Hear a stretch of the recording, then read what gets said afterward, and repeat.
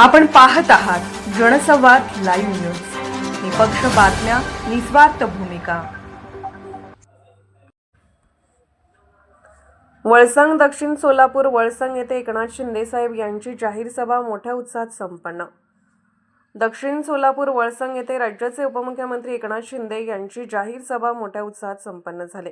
यावेळी माजी आमदार सिद्धराम म्हेत्रे साहेब तसेच शंकर मालक म्हेत्रे, प्रियदर्शन साठे, संजू पाटील, अमोल शिंदे, सचिन कारंजे, प्रथमेश म्हेत्रे, आनंद तानवडे, सौ शीतलताई म्हेत्रे तसेच सौ स्वातीताई सिद्धलिंग उडचण, धनराज मलकप्पा धनशेट्टी, भीमाण्णा मलकप्पा सोलापूर, आरिफभाई कुरेशी व इतर मान्यवर मोठ्या संख्येने या कार्यक्रमाला उपस्थित होते। कार्यक्रमाचे सूत्रसंचालन पल्लवी माने यांनी केले। यावेळी महाराष्ट्राचे उपमुख्यमंत्री एकनाथ शिंदे साहेब यांच्या हस्ते सत्कार करून पुढील कार्यास शुभेच्छा दिल्या।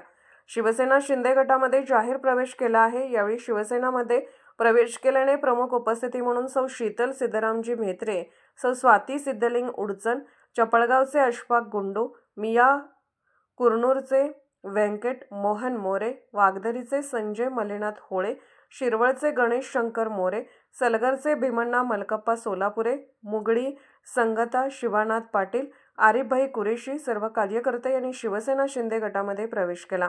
सध्या शिवसेना शिंदे गटमधून उमेदवार थांबलेले आहेत। पुढे एकनाथ शिंदे साहेब काय म्हणाले पहा। जनसंवाद न्यूज सोलापूर जिल्हा प्रतिनिधी गणेश भालेराव। अक्कलकोट तालुक्यात सोलर कंपनीकडून शेतकऱ्यांना एकरी 35,000 रुपये देण्यात येतात। मी आपल्याला सांगतो 50,000 रुपये मिळाले पाहिजे।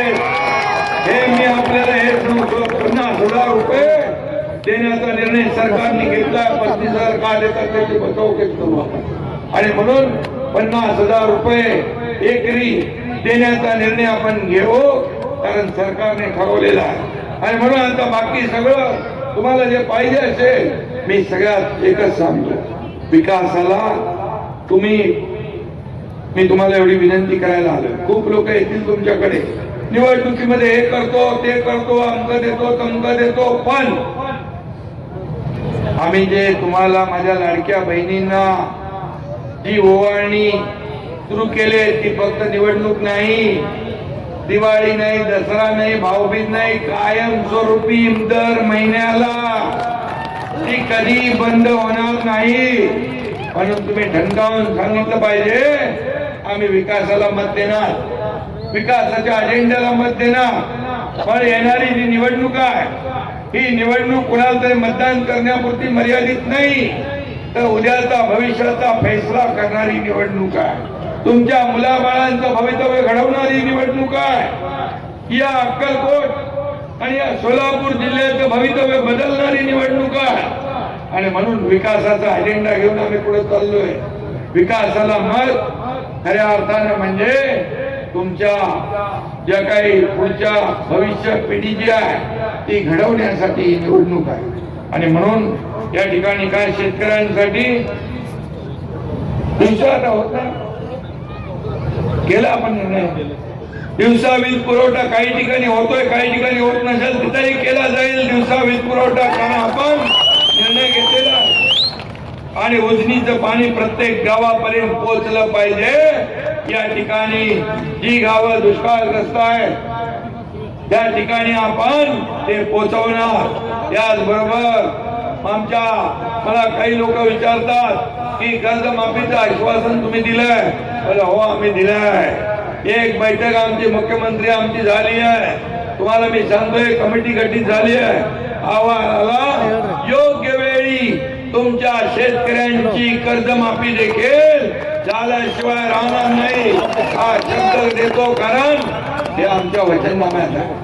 आणि आम्ही वचननामा प्रिंटिंग मिस्टेक म्हणणारे नाही, आम्ही चुनावी जुमला म्हणणारे नाही, आम्ही जे बोलतो ते करून दाखवतो।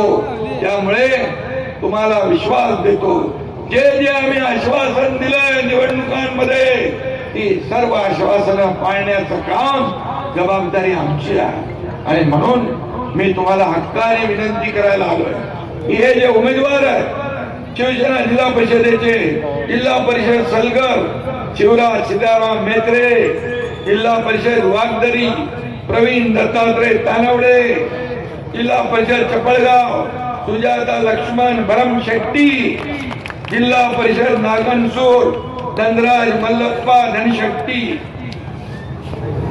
जिल्हा परिषद हातूर लक्ष्मीबाई रतिकांत पाटील, जिल्हा परिषद गोरामणी गणेश आचलारे, जिल्हा परिषद बार्शी आरिफ कुरेशी कुंभा. जनसंवाद लाईव्ह न्यूज चॅनलला लाईक करा, शेअर करा आणि सबस्क्राईब करा.